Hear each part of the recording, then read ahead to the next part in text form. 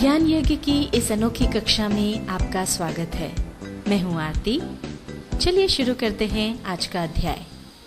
Tally ERP 9 के bank reconciliation statement अध्याय के तीसरे भाग में हम सीखेंगे बैंक समाधान विवरण बनाना और साथ ही जानेंगे हमारे यहाँ बैंक खाते व बैंक स्टेटमेंट में अंतर के कारणों के बारे में। अब हम चलते हैं बैंक स्टेटमेंट पर और यहाँ पर हम देखते हैं कि जिन भी एंट्रीज का मिलान हो गया है उनके सामने ये निशान लगे हुए हैं। अब हम देखते हैं ऐसी कौन सी एंट्रीज हैं जो छूटी हुई हैं। तो इसमें एक तो ये 1 लाख रुपए की एंट्री है, एक 1500 की एंट्री है जिसके सामने निशान नहीं है और एक ये 300 रुपए की एंट्री है। तो अब ये वो एंट्रीज हैं जो बैंक स्टेटमेंट में तो हैं पर हमारे यहाँ बैंक के खाते में नहीं है। तो इसके क्या कारण हो सकते हैं ये हम समझते हैं। अब बैंक स्टेटमेंट में एंट्री है परंतु हमारे यहाँ के बैंक खाते में नहीं है, तो उसके ये कारण हैं। पहला है बैंक द्वारा डेबिट किए गए व्यय। बैंक ग्राहक को जो अनेक प्रकार की सेवाएं देता है उसके लिए वह कमीशन, ब्याज, बैंक चार्जेस आदि लेता है और बैंक इन खर्चों की राशि तुरंत व्यापारी के खाते में डेबिट कर देता है, पर व्यापारी को इसकी सूचना नहीं मिलती या काफी समय बाद मिलती है। उसको यह तभी पता चल पाता है जब बैंक स्टेटमेंट से ट्रांजैक्शंस का मिलान करता है।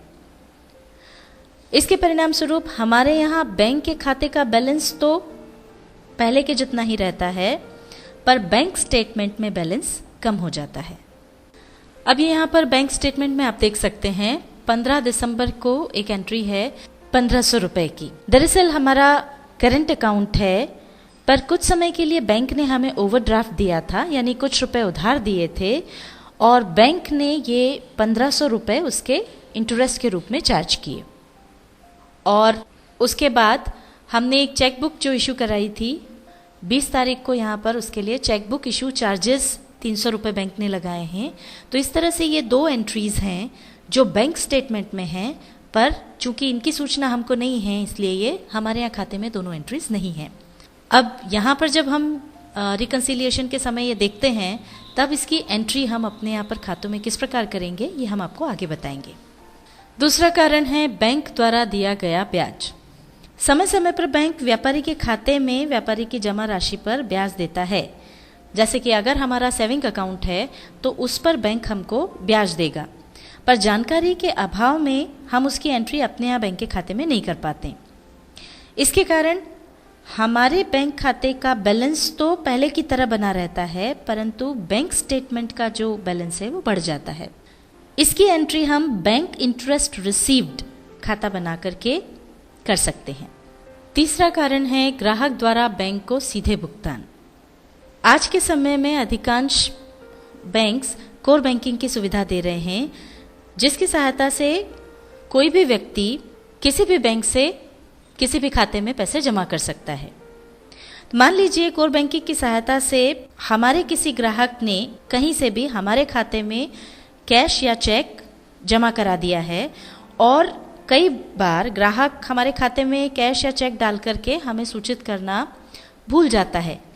ऐसी स्थिति में बैंक स्टेटमेंट में एंट्री हो जाती है पर जानकारी के अभाव में इसकी एंट्री हमारे यहाँ बैंक खाते में नहीं हो पाती है, जिसके कारण बैंक स्टेटमेंट में तो बैलेंस बढ़ जाता है पर हमारे यहाँ बैंक खाते में जो बैलेंस है वो पहले की तरह रहता है। जैसा कि यहाँ बैंक स्टेटमेंट में हम देख सकते हैं कि 12 तारीख को NEFT के थ्रू किसी ने हमारे खाते में 1 लाख रुपए जमा किए हैं। अब उसकी एंट्री यहाँ पर तो है पर चूंकि हमें इसकी कोई सूचना नहीं है इसलिए हम नहीं जानते हैं कि ये किसने जमा किए हैं और इसलिए हमारे खाते में इसकी एंट्री नहीं है। यह अंतर आने का चौथा कारण है क्लियरिंग हेतु चेक बैंक में जमा किए गए परंतु हमारे यहाँ बैंक खाते में डेबिट करना भूल गए। कभी कभी जल्दी में ऐसा भी हो जाता है कि चेक या ड्राफ्ट जैसे ही मिलते हैं हम तुरंत स्लिप भरकर बैंक में जमा करने के लिए भेज देते हैं परंतु बाद में उनकी एंट्री अपने यहाँ पर खाते में नहीं करते, यानी बैंक खाता डेबिट नहीं करते हैं, जिसके कारण बैंक स्टेटमेंट का बैलेंस तो अधिक हो जाता है पर हमारे यहाँ बैंक खाते का जो बैलेंस है वो पहले की तरह बना रहता है। तो इस तरह से अभी हमने देखा कि हमारे यहाँ का जो बैंक खाता है उसमें और बैंक स्टेटमेंट की एंट्रीज में जो अंतर हैं वो कितने प्रकार के होते हैं और उन अंतरों के कारण क्या क्या हैं। अब हम चलते हैं वापस बैंक रिकन्सिलिएशन विंडो पर। अब यहाँ पर जैसा कि आप देख सकते हैं बैलेंस एज पर बैंक है 2,88,300 रुपये, और ये बैंक स्टेटमेंट में जब हम देखते हैं तो जो बैलेंस आ रहा है वो है 3,86,500 रुपये। तो ये यहाँ पर काफ़ी बड़ा अंतर है। तो अभी सबसे पहले हम शुरू करेंगे वो एंट्रीज अपने यहाँ के बैंक खाते में करना जो बैंक स्टेटमेंट में है पर हमारे यहाँ छूटी हुई हैं। तो उसमें सबसे पहली एंट्री है 12 दिसंबर की 1,00,000 रुपए की एंट्री। अब ये हमको पता नहीं है कि किसने हमारे खाते में जमा किए हैं, इसलिए इसकी जो हम एंट्री करेंगे वो बैंक सस्पेंस अकाउंट बनाकर करेंगे। इसके लिए हम ये वापस यहाँ पर आते हैं।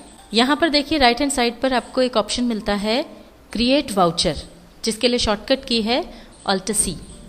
अब यहाँ पर सबसे पहले तो हम डेट चेंज कर लेंगे, ये 12 दिसंबर हमने डाल ली। और अब यहाँ पर चूंकि हमने 1,00,000 रुपए हमको मिले हैं इसलिए रिसीट वाउचर हम चुनेंगे, जिसके लिए F6 शॉर्टकट की है। अब यहाँ पर सबसे पहले हमको क्रेडिट करना है उस पार्टी को जिससे ये रकम प्राप्त हुई है, पर चूंकि हमें उस पार्टी का नाम पता नहीं है इसलिए अभी हम उसको डालेंगे बैंक सस्पेंस अकाउंट में। दरअसल होता ये है कि इस तरह के जितने भी ट्रांजैक्शंस हैं जिसमें हमने पैसा रिसीव किया है पर वो कहाँ से आया है, किस पार्टी ने दिया है या किस व्यक्ति ने दिया है, इसकी जानकारी हमें नहीं है, उन सबको हम सस्पेंस अकाउंट में डाल देते हैं।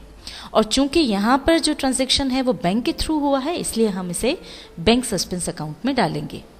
ये चूंकि अकाउंट बना हुआ नहीं है इसलिए Alt+C प्रेस करके पहले हम ये अकाउंट क्रिएट कर लेंगे। ये नाम में हमने डाल दिया। ये अब आगे यहाँ पर हमको ग्रुप चुनना है, तो हम ग्रुप चुनेंगे सस्पेंस अकाउंट ग्रुप, और अब इसको हम Ctrl+A से एक्सेप्ट कर लेंगे। ये क्रेडिट हो गया बैंक सस्पेंस अकाउंट, 1,00,000 रुपए क्रेडिट कर दिए, डेबिट हो जाएगा स्टेट बैंक ऑफ इंडिया। और अब ये सारी फॉर्मेलिटीज पूरी करके